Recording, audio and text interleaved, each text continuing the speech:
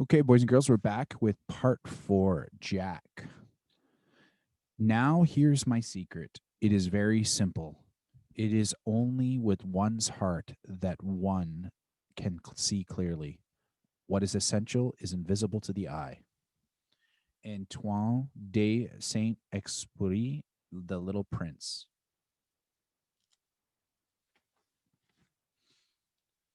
The call.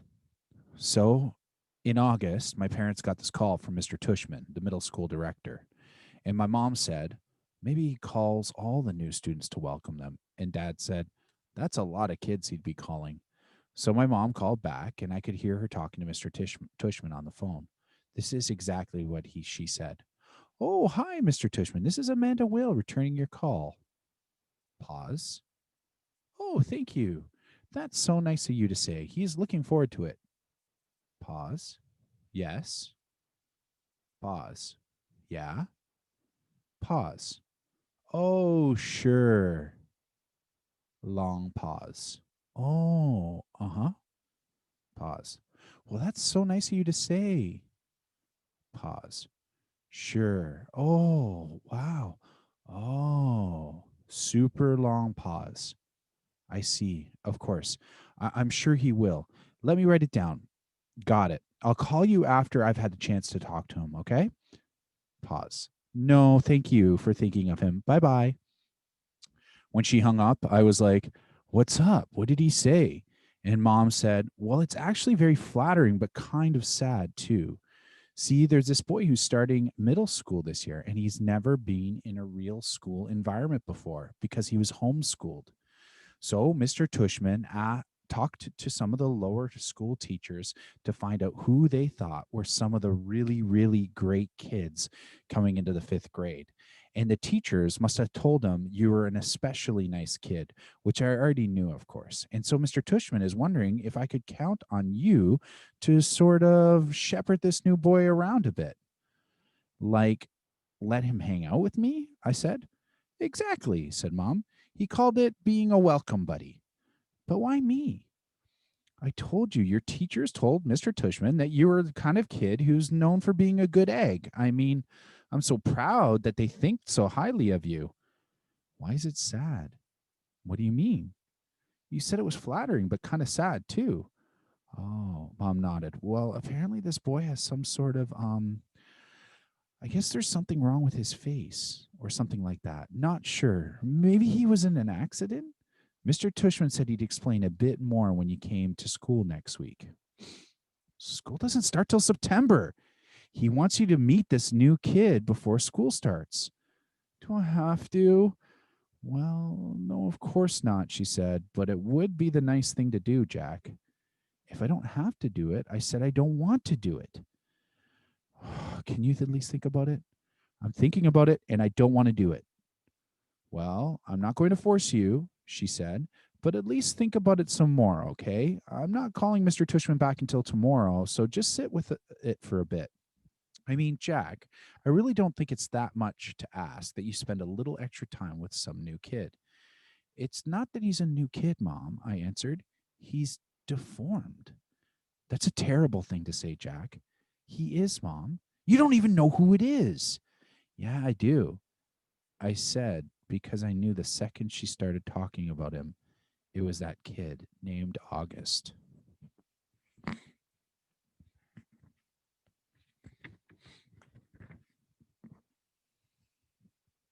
Carvel. I remember seeing him for the first time in front of the Carvel on Amesfort Avenue when I was about 5 or 6. Me and Veronica, my babysitter, were sitting on the bench outside the store with Jamie, my baby brother, who was sitting in the stroller facing us. I guess I was busy eating my ice cream cone because I didn't even notice the people who sat down next to us.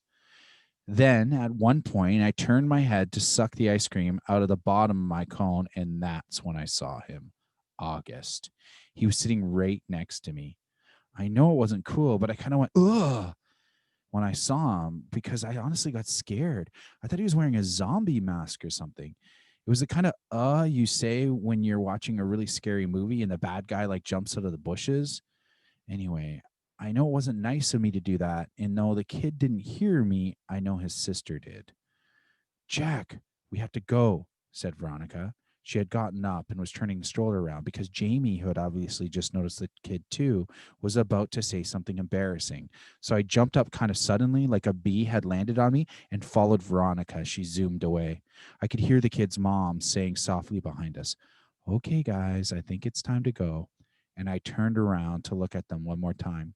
The kid was licking his ice cream cone. The mom was picking up a scooter, and the sister was glaring at me like she was going to kill me. I looked away quickly. Veronica, what was wrong with that kid? I whispered. Hush, boy, she said, her voice angry. I love Veronica, but when she got mad, she got mad.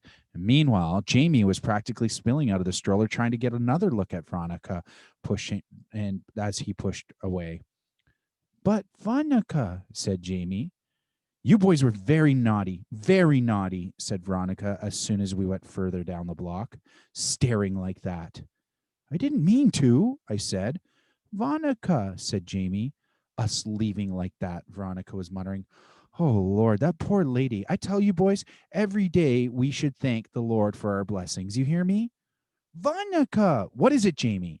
Is it Halloween? No, Jamie. Then why was that boy wearing a mask? Veronica didn't answer. Sometimes when she was mad about something, she would do that. He wasn't wearing a mask, I explained to Jamie. Hush, Jack, said Veronica. Why are you so mad, Veronica? I couldn't help asking. I thought this would make her angrier, but actually she just shook her head. It was bad how he did that. We did that, she said, just getting up like that, like we'd seen the devil.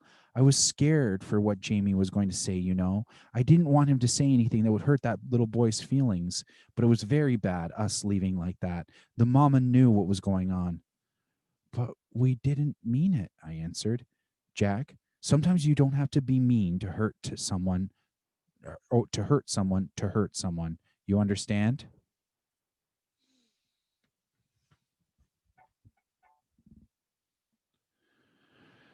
That was the first time I ever saw August in the neighborhood, at least that I remember. But I've seen him around ever since then, a couple times in the playground, a few times in the park. He used to wear an astronaut helmet sometimes, but I always knew it was him underneath the helmet.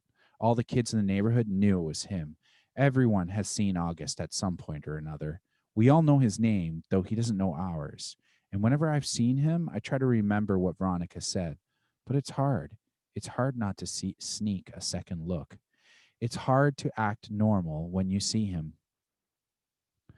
Why I changed my mind.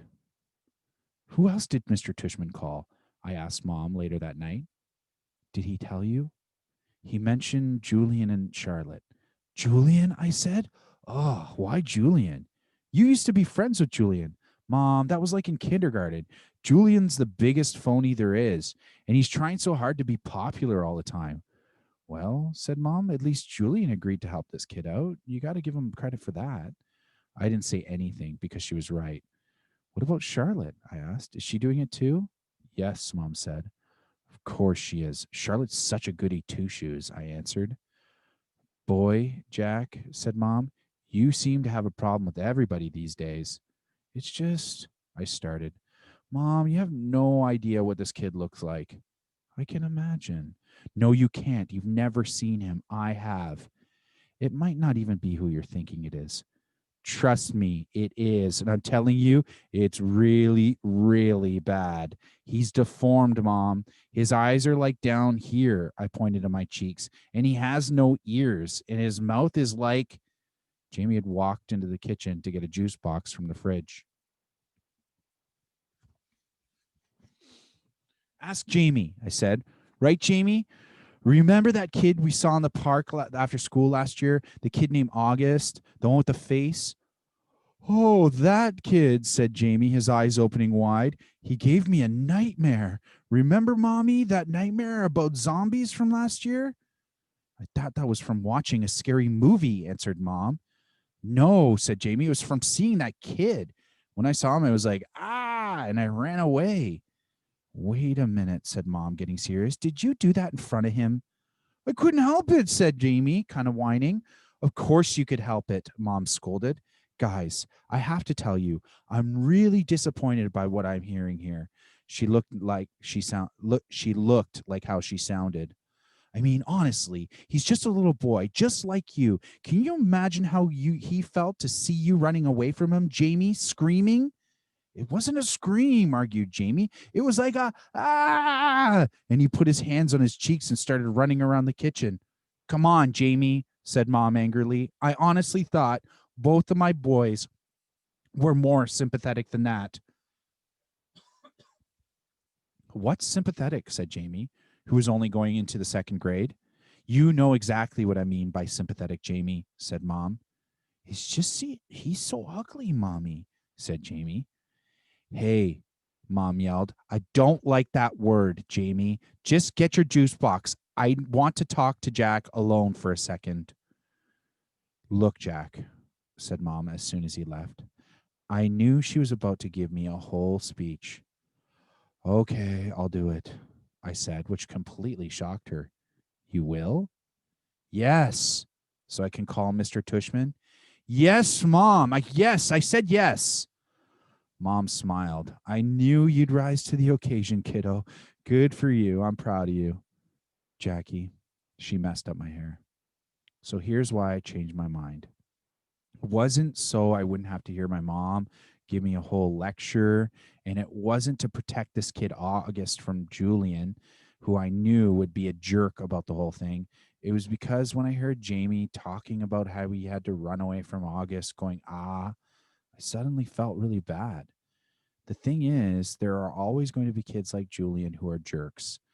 But if a little kid like Jamie, who's usually a nice kid, enough kid, can be that mean, then a kid like August doesn't stand a chance in middle school.